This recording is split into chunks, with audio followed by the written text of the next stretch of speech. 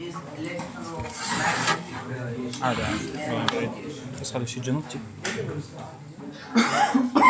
شوي. Can you give me example of electromagnetic radiation that you know?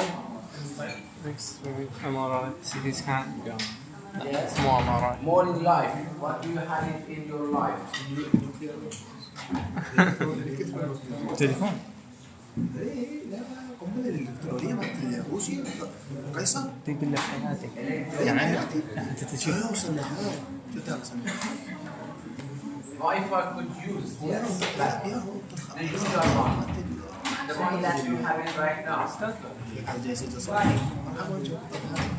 Infrared, UV, all of them are TV, تي في صح radio. صح الاشعاع الجوي Electromagnetic radiation. There are too many properties for electromagnetic radiation. This is a wave, so that means this has got a wavelength and frequency. Wavelength and frequency. Right? Any radiation has low wavelength, it has high frequency. The other way, if there is high wavelength or big wavelength, this is low frequency. So this is what happens. But also, electromagnetic radiation has a second property. This is a type of particle. We call it a photon. So photon means this is a particle, like electron, like anything has mass, but this hasn't got mass, but working similar to a particle. So that means this has got energy, right? If something has got is a sort of mass, this has some energy as well. So when we specify a type of electromagnetic radiation, for instance, X-ray, light, infrared, gamma ray, right? Asking what is frequency, and also what is the energy. What is frequency? What is the energy? Two main specifications. If we know the frequency, we can calculate how much is the wavelength. This is very easy.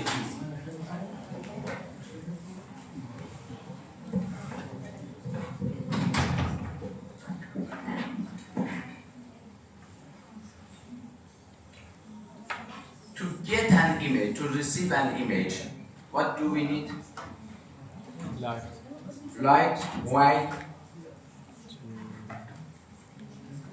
a source of energy. We need it first. And second, detectors detectors. Right? So, for this light, to get a picture, for instance, from me, you have a camera or mobile, this is light. Also, you need some reflection from my face toward your camera. If there is no reflection, there is no image. Okay? Now, if it's reflection, you only can see my skin, nothing else. You cannot see anything in depth. To see something in depth, what do you need? What type of energy you need?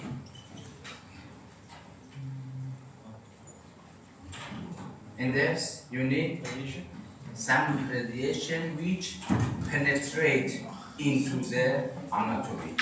So if it reflects from the skin, light has got very low energy. Right? We can say the wavelength of light is large, is big. The frequency is low. Also the energy is low. If the frequency increase, the energy increase.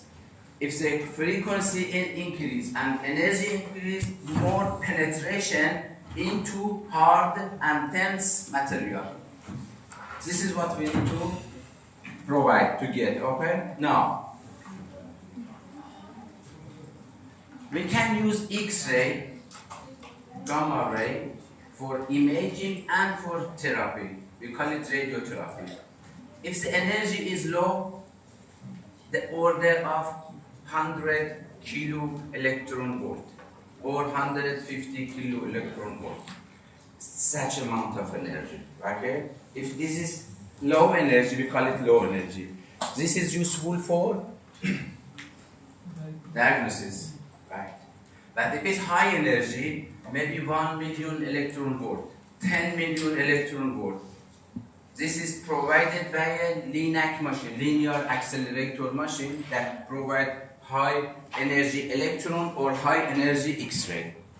Also gamma machine. The gamma machine produce some gamma with high energy, about 2.5 million electron volt. So these machines and these energies only are used for killing the cells. Okay? We want to attentionally kill some of the cells which are cancerous, which are useless. Right? This is what the way that we need to do it. Okay, if you have a radiation, there is a usefulness of radiation. Provide us image, provide us treatment, and so on. As there are a lot of harms from radiation, because most of them, or all of them, are, we call it ionizing radiation, that could ionize, doing ionization inside the body. So the ionization, suppose it happened in one cell membrane, but membrane is not working properly anymore, the cell would die. If the ionization happened in DNA, so it is a mutation, okay, so could provide cancer or could even cause that cell to be died, right? So how do we protect ourselves as a physician and our patients from this harm, the radiation hazard, the radiation harm, okay? This is a subject of radiation protection. This is your next session from 3. Is that, you had it before? No. Do you have any class after this? Yes. With Dr. Gravy? Yes. Okay. So she is going Time of to this talk answer about radiation effect. What is the effect of radiation on cells, on body, on human, and so on? Okay? So you should be very careful. If you are not aware of any the harm that caused from radiation, you may ask your patient to do something which is not useful for him, or it is useful but still has got a lot of side effects, a lot of problem you may cause for him. So try to learn as much as you can from this course anyway, because you need it, even for yourself. Otherwise you go to radiology section or nuclear medicine section, or maybe your office is just beside this wall, and then you're getting a lot of radiation day by day, and then you have some sort of unfortunately cancer or something, because you didn't care about this problem. Okay, for X-ray, this is a spectrum of different electromagnetic radiation. From this side, which is light, infrared, UV, ultraviolet, goes to X and gamma, which is low energy X and gamma, or medium size of wavelength, and or frequency, let's say. And if go to the right, the frequency increase, the energy increase. And this part is for treatment, this middle part is for imaging, right? Even we use, at the moment, we use UV light and IR for both imaging and sometimes for some small nodule or something, the skin thing for treatment. But you have to focus it. I mean, the intensity should increase, not that if it's on the skin.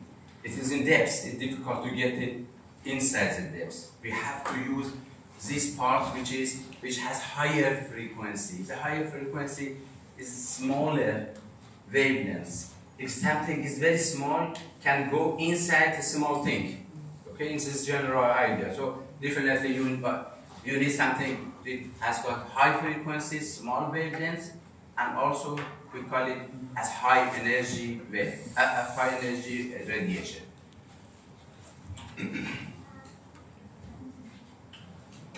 The general thing, we're talking about X-ray, all right? We know atom already has got a nucleus with proton and neutron and some electron in the shells, different shells around it, okay?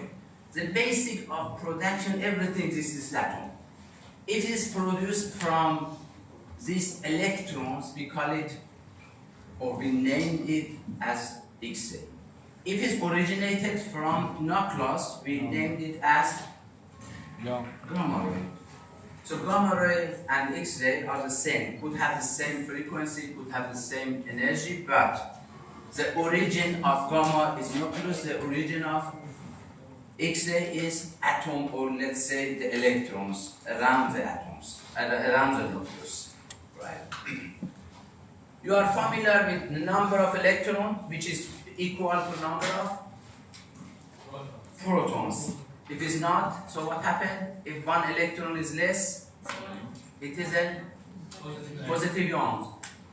Okay? If one electron is high, or let's say one proton is less, it is a negative ion. Right? Number of neutrons, how many usually? As much as the protons? Usually as much as proton, but in small molecules.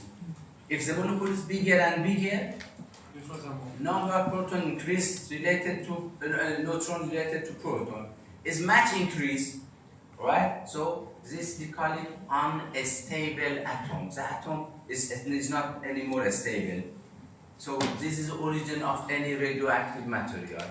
Most of the radioactive material are from atoms who has larger amount of neutron compared to proton. So most of heavy black uranium or uranium, heavy atoms. Some units you don't have to know,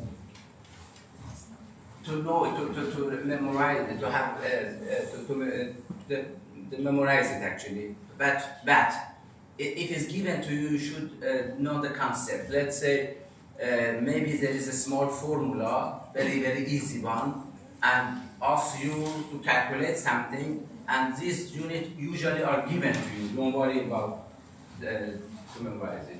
One electric charge, we call it as Coulomb. The power is an electricity power, we call it power. Is by watt, how much watt it is. MOS is milliampere second. You know ampere is a current, right? So milliampere is 1/1000 of current. Second is second in time. So multiplication of number of electrons, MR, and S, which is time. And this is a unit only used for X-ray imaging, right? On the machine, X-ray machine, there is a key or a knob. Technician should set it up, how much MOS I need for my patient. Right? If he put MOS of 100, that means MR of 100 milliampere, MR, and 1 second. Multiplication of 100 by 1 second. This tell us MRS of equals 100.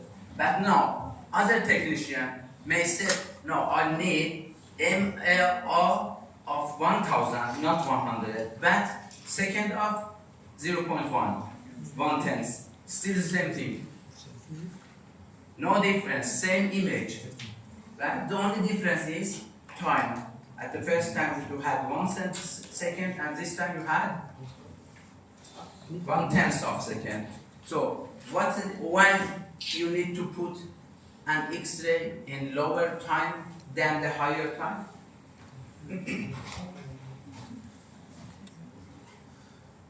And then, what do you have? You may have for your patient that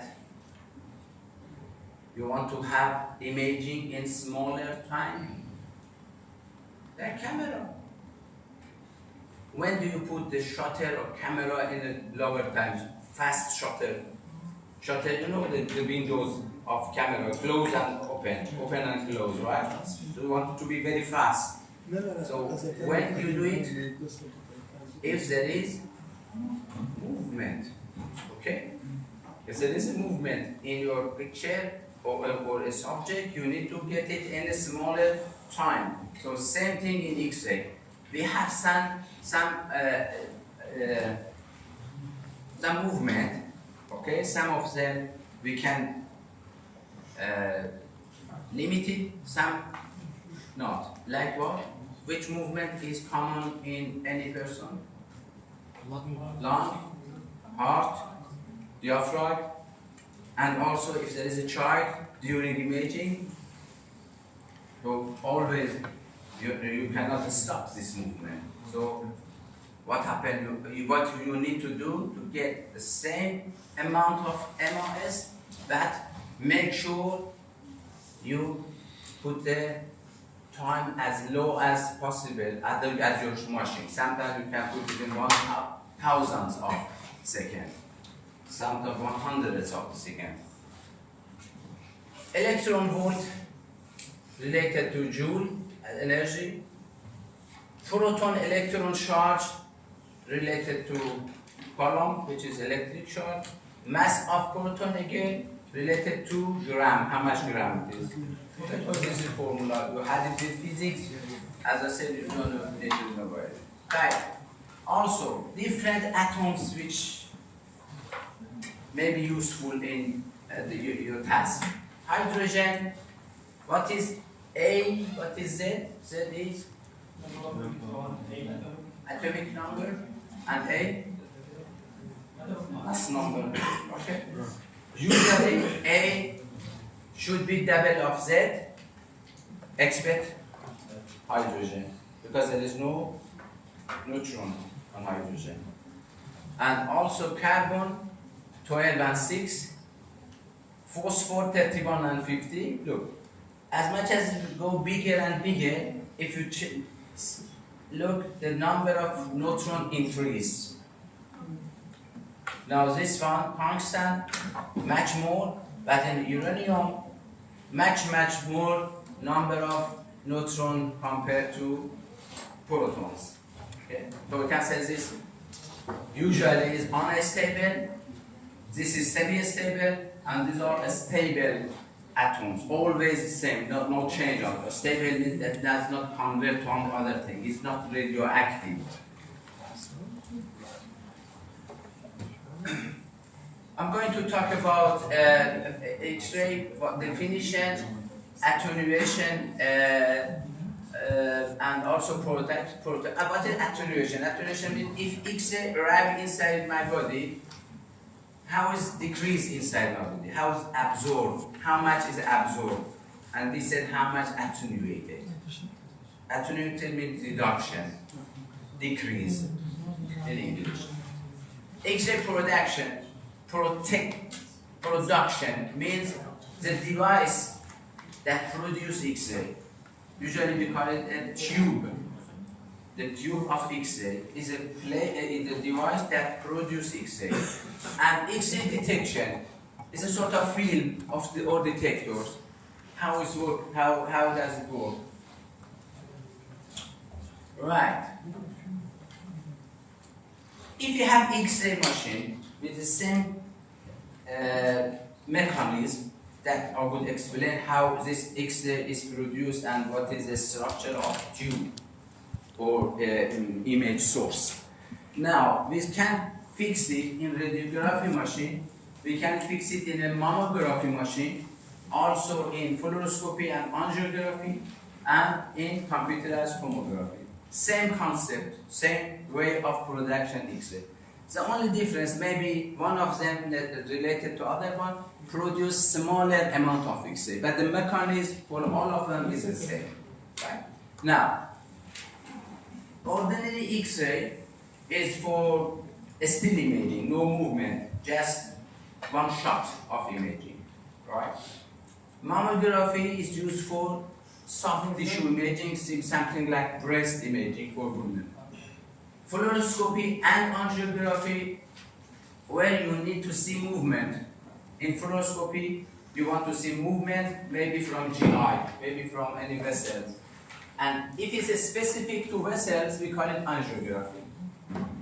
To do angiography, we need to inject some material, we call it iodine or orography, which is based on iodine, to visualize that vessels. The vessels are soft tissue, so they are not visible in X-ray. To be visualized, we need to put some dense material inside the blood. So we inject some dense liquid. A liquid with an atom of high Z atomic number or high rho density. Computerized tomography, again the same tube and X-ray, but the X-ray is moving around the body. So try to get image from different parts of around the head or around the body, and this is given to a computer. So all the data are given to the computer. The computer do some process. This is called computerized tomography. The tomography is rotation around. Computerized is using computer for calculation. Without computer and calculation, you cannot have image of the body. The nice thing, please don't use your mobile during the lecture. Okay, please. The nice thing about computerized tomography gives us cross-section of the body, a slice. I can have three-dimensional information from head, a slice by a slice. If I cut like something like that, I call it transverse or axial slice. If I cut like this, I call it sagittal and coronal. But mainly in CT scan, we produce axial slices. Then the computer reconstruct for us and make any slice in any direction. The original slice are axial in CT scan. Okay. Please stop me when you have a question. Don't worry, okay? Now the whole strategy is very simple. There is a source of X-ray, the body that has different composition, let's say bone, fat, skin, and so on, and also the detector, which is the image. Now, X-ray is produced here, attenuated or absorbed partially. If it attenuated totally, there is nothing on X-ray. This should be attenuated partially. That means bone attenuate less, bone attenuate more, absorb more, and soft tissue less. So there is the difference between bone and soft tissue, because one of them try to stop more photons, and the other part, which is soft tissue, try to transfer more photons. Then here we have some more photons in one place and less photons in other place. More photons here means black or gray. Less photon means white. All X-ray images are negative images, right? So that means if you have more photon, if for light, if you have more photons, on my face is more intensity. Okay, less photon is darker.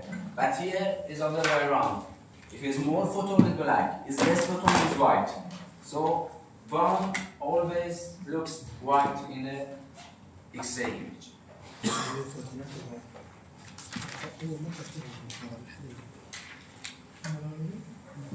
Okay,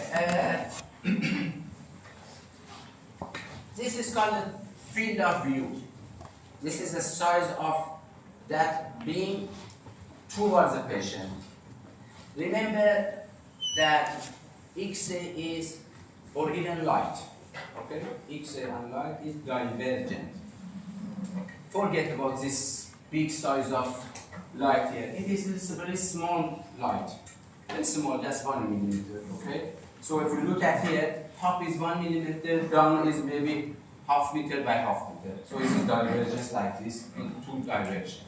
X-ray is the same. The source of X-ray is very small, maybe few millimeters. But when you have here bed, okay, it go like this and it covers a large area on the patient or on the bed. Now, we have to first of all squeeze it as the anatomy that we like. We don't have to make it hold through all the bed. Okay, just focus it on the place that we want to get the image. Right, and also depend on anatomy. For instance, if here is ribs and there is a fracture in ribs, okay? We want to see this fracture in ribs. Ribs is very narrow itself. It's not very hard. It's not very thick bone. So if we put the amount of X-ray very high or the energy of very high, we will lose all the information here. So we have to set the amount of radiation and energy as we need it for rib, not as vertebra. If it's vertebra, we need more energy. Okay, if it's skull, we need more energy. But for small bone, we need less energy to have good image and show us something like fracture. Here we have a range of energies because we need to see soft tissue, also bone, small bone, thick bone. So the type of image or the type of setting of X-ray we need in X-ray of chest X-ray is much different from other part of the body. Right. We come back to the production of X-ray, but we want to just quickly look what happened inside the body. This is source, this is divergence X-ray. If you look at green parts, these are the X-ray that absorb totally inside the body. No transmission, only absorption. This happens maybe in dense material like bone or thick bone. Okay? Some places like red absorb partially inside the body. So that means the photons stop here, not totally.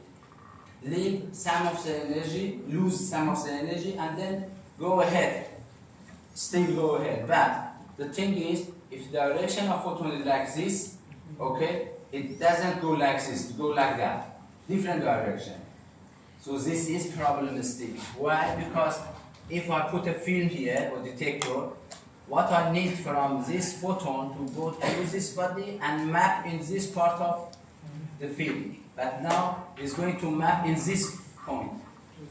So making a lot of noise on image. We call it scatter. So any fatawa. Yes? Scatter? No. Tashattut. Okay? A lot of tashattut here that is going to provide it here. Also, some blue one transfer totally, not absorb, transfer totally to the body. No interaction at all.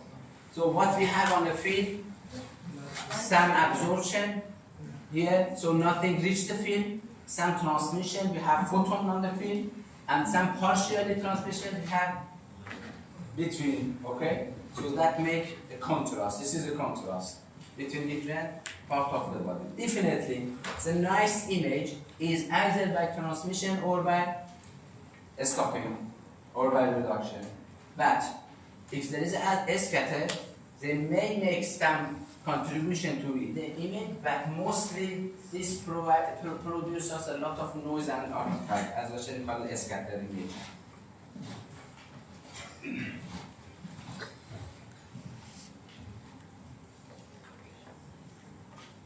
The one which is absorbed, we call it photoelectrical absorption or photoelectric interaction. You had it in physics, by the way, I will also explain it.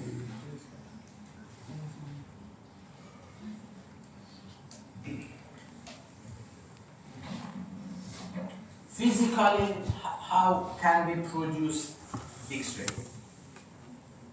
Okay. If someone asks how can we produce radio wave, television wave, TV wave? Okay. What happened when there's a station produce some TV signal or radio signal from other part of the world, and then reach to us. It's always here. If you set your radio on that frequency, you would get it. But always is here. But if you don't have any receiver to set the frequency, you will never receive it. Okay. So when you produce X-ray, that production is there is a detector, you can detect it. If not, it is everywhere, but useless. Now, there is two phenomena to produce X-ray. One, we call it general X-ray production. General X-ray production, which by the name of person is Bermerschrand. And also characteristic X-ray production. As the name, when we call it characteristic, so it is characteristic, it has a characteristic of a material, like the one that is the target. Now, suppose I produce X-ray in tip of this pen. I tell you how to produce it, okay? Now, before produce this X-ray, I need some electron or electrical charge. It could be a type of photons to stop, but best thing is electron. How do we produce electron? Can you tell me a simple way to produce the number of electrons? Produce an electron? Stimulate the nucleus. So, or the Much easier than that. Yes, much easier than that. You mean that word? You have a cable, okay, or you're wiring, and put a voltage between two sides of it. When they get hot, as much as it gets hot, okay, then some electron is released from the top of this metal. It is a good metal, okay, like tungsten metal. So the tungsten, why you say tungsten? Because the number of layers is high, so the outer electrons are moving very freely. So when they get so hot, then the electron easily escape from the top of that layers. We have a lot of electrons. So suppose this is a wiring, right? And the tip of this, now you have a number of electrons. Electrons are negative. If I could put a plate of positive here, okay? So between negative and positive is going to be accelerated and hit that target. As much as the energy is bigger, the heat is more. Right? Now, if this is very hard material, it's going to stop this electron. This electron has got energy. This is not only electron. This is electron. I put a negative and positive voltage between this side and this side, potential. Right? This potential is very high. Maybe 50,000 volts. 50,000 volts between this part which produces electron and this part which is target, we call it target. So the electron, if I put a potential of 50, so any electron produced here has got the same energy of 50,000 volts. So each one is going to move with the speed of 50,000 volts and hit that target. If this target is hard enough, like tungsten, again, has got a number of electrons and heavy nucleus, right? The heavy nucleus may cause this electron to stop here, to break, you know, break, like a car break, to stop there. Now, we call it breaking X-ray. We call it a stopping X-ray. What does it mean? That means that how it's made, the electrons go close to nucleus, the nucleus is positive, is not high enough, energy is not high enough to absorb inside the nucleus. This happens in very, very high energies, but that X-ray imaging energy not. The electrons are not powerful enough to absorb to get inside the nucleus. But close to nucleus, they're going to be stopped, right? When stopped, the energy would release. This release of energy is in X-ray wave phenomenon. We call it X-ray photon. If this electron has got 100 now, kilo electron volt, and stop totally here, and one X-ray produced, how much is the energy of X-ray? 100. 1%. 100, stop here totally. How much energy release? 100. So you have one photon of X-ray of 100. Now, suppose this electron comes not very close to nucleus, much further, right? And stop 50% of the energy. So, how much is the energy of photon? X-ray photon 50. How much of energy, remaining energy on that electron? 50. Still he has 50 of his energy. Now, he has still energy, so he's go to the second atom, third atom, fourth atom, and so on.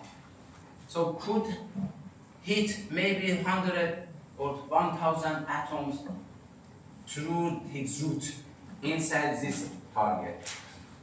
In each hitting, the amount of energy that it lose produce one photon of X-ray. So in that case, maybe from one photon of 100 kilo, one electron of 100 kilovolt, maybe you have 10, 100, 1,000 photon of X-ray. The only thing, if you add the photon energy, all this photon energy, never should increase 100. Because you had only 100 energy, nothing more 100,000 energy. So the total energy of these photons are 100. That could be 1 of 100, could be 150, 120, 130, could be 120, 110, 1, 1.1, and so on. The total amount is 100. Now, if the energy of photon is high enough, what does high mean? Over, let's say, kilovoltage. We call it X-ray. It is around voltage or less than voltage. It's not anymore X-ray. It is heat. Heat. Okay, infrared. So the difference between infrared and X-ray only was energy, nothing else. It's all the same thing, okay? So if something happens, could be in light, could be in infrared, can be UV, everything. But usually the energy is so low that is close to infrared energy. That means most of the energy of this electron is going to be released as heat, nothing else. How much? 99%.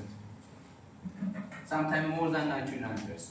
Only 1% is effective X-ray that you can use for X-ray.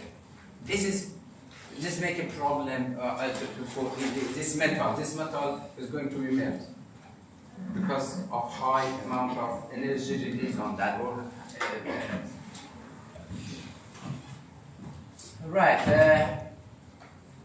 Now, same thing is in just graphically that look. This is electrons, goes close to nucleus, lose some of energy, may continue second and third and so on. Okay? So if I, for one electron, just for one electron, if I put something like this, the energy on this side and number of this side. So for each energy, this is a maximum energy, never could be over 100 as in my example. Okay?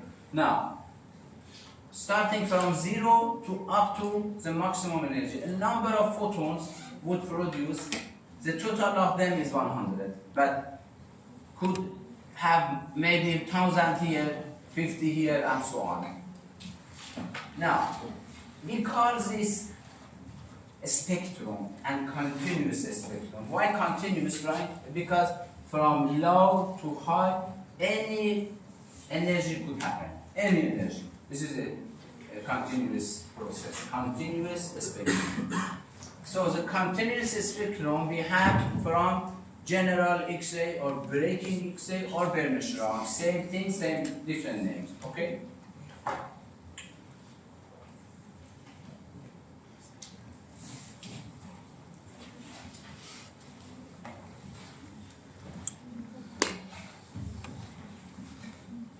Few things. First of all, this target should be very heavy. That means the number of protons high, the number of electrons even again high. That cause two processes. Either this electron move between the electron, no interaction with electron here. Okay, no interaction with electron. Just move close to either electron or not close. But do you think is there any chance for this electron to hit one of the electrons? Yes. Can happen. What is this chance? Big or low? Low. Why it is low? Because it's a very big space and the electrons are small. Large space here, small size of electron. This electron is very small, this electron is small, and this layer around this is very large, big. Okay? Much larger than size of electron. So the probability of this electron to hit one of the electron is low, but it is possible. What happens if this happens? Right? Suppose electron goes and give the energy to one of the electrons here. The energy of the What happened? The energy of the moving electron will be transferred to the electron that hits. Yes. So it will be also the energy will transfer. And we call it characteristic use. This is your physics. Okay. For those who might forget it.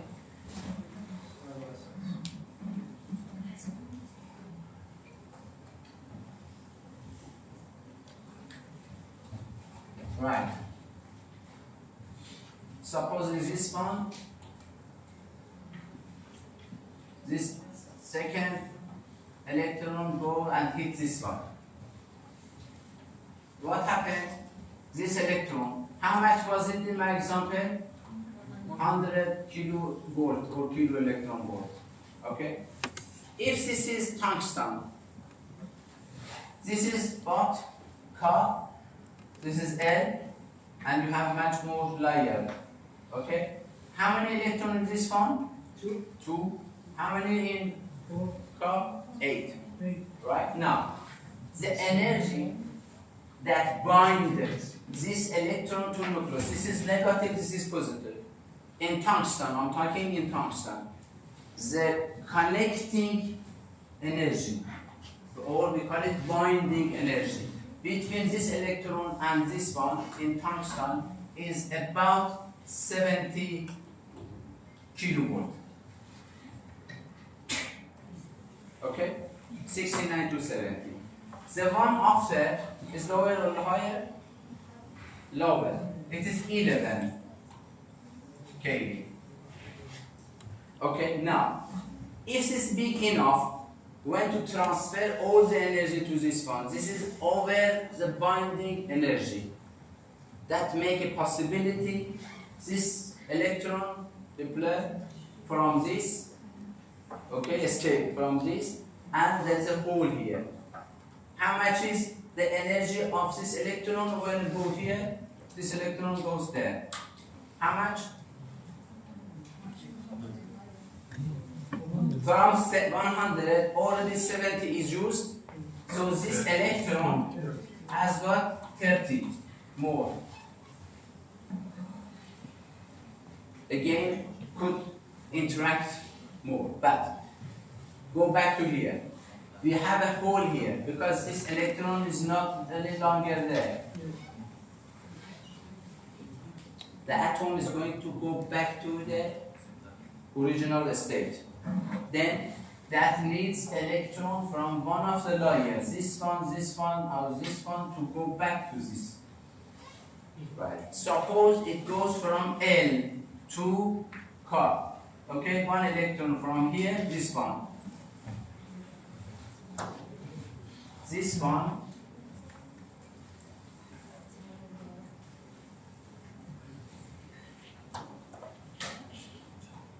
Oh, how to do it?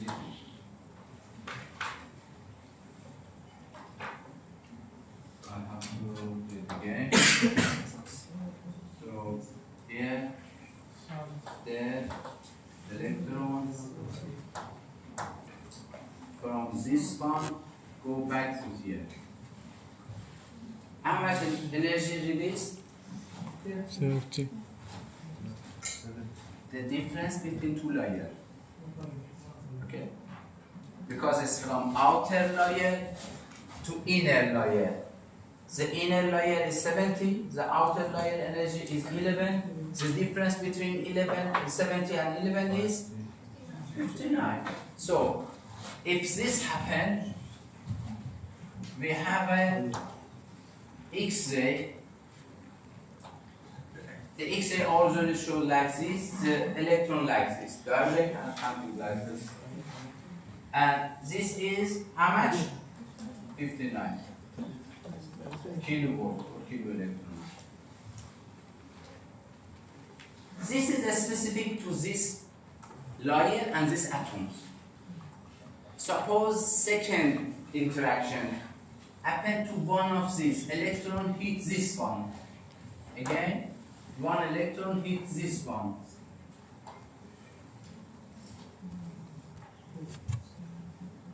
How much energy we're going to have at the end? Just 11. Because when you have a hole here, from outer layer, which is much less than 11. Okay? If it's 1, so 11 minus 1. Let's suppose this is very low. Now, could any electron, right, from this layer replace this one?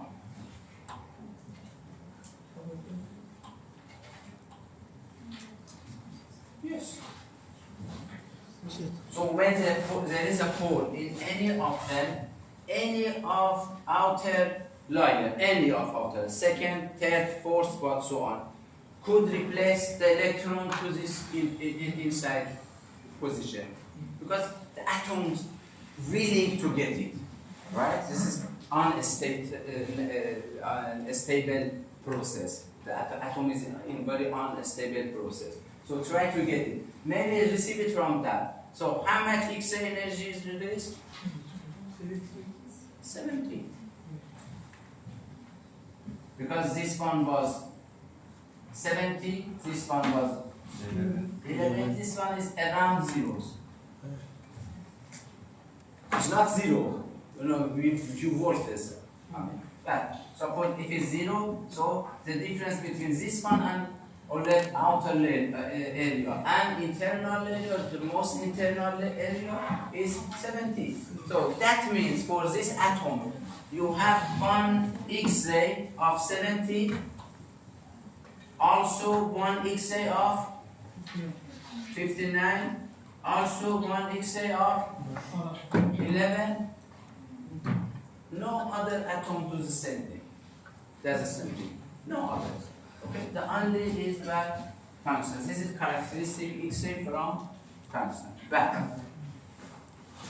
you have this X-ray crystallography and characteristic X-ray for drug analysis.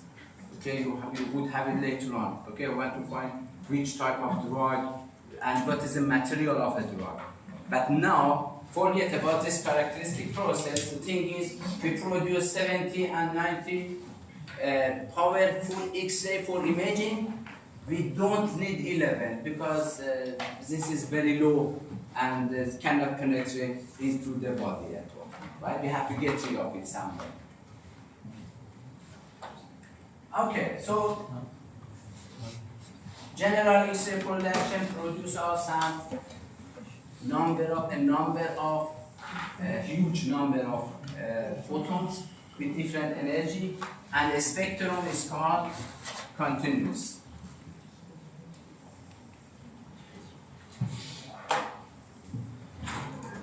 Characteristic X-ray produces a spectrum like this, in very low, 10, 11 and something, because we have the layers and sub-layers usually. And also around 70 and also around 59 for this target which we had it in the X-ray production. So this is discrete, not continuous. So this is we call it discrete spectrum. The one that by general X-ray is continuous spectrum. Right. Go back to this thing now.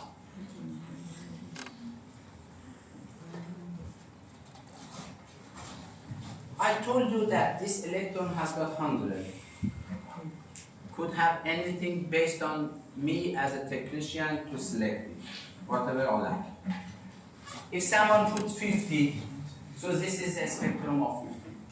For 100, this one, 150, 200. Okay? As much as you put more energy on electron, the energy of photon is higher and higher, because it is higher energy. And also number increase and energy increase. Now, we don't like this one, this part. This useless. We have to get rid of and make it something like that. It's like a plate just in front of X-ray. The tube of X-ray is here, so this energy is produced by this from here to here. But I don't like this. I put a plate of aluminium before the patient. Patient is here, tube is here, aluminium is here, okay? We call it filtering. Those filtering cause this amount, this low energy to be eliminated, right? So the only energy remain is this one, from here to there. The effective energy.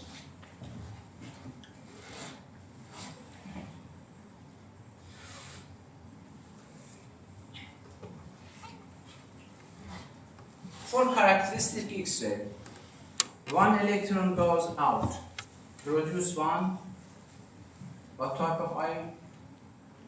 Positive ion. One of the atoms receives that electron, then produce one negative ion as well. One electron go back to original state and produce some X-ray. So at least for characteristic process, we have 3 end result: ion, negative and positive, and X-ray. Okay. Now,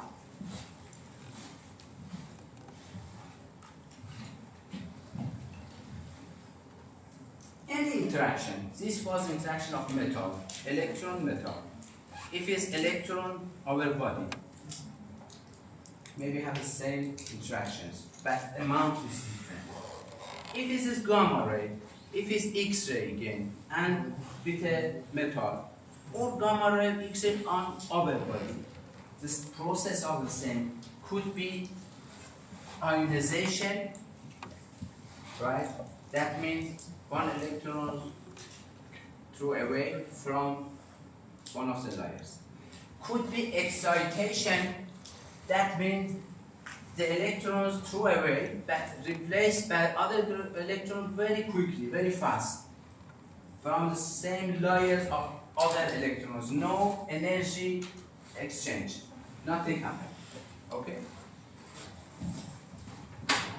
And also thermal process, that the energy is transferred but in very low energy, different interaction afterward with small amount of energy transfer, and this is thermal process.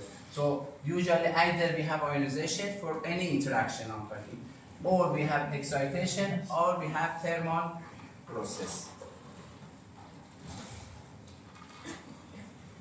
Right, I come back. Right, X-ray attenuation. A few minutes break. come back to see what happened inside the body. So far, I told you what happened inside the tube. Later on, I will tell you how the tube look like and what is the construction inside it. Maybe next time which I come here, right? Today we are going to talk about what happened inside the body. Come back.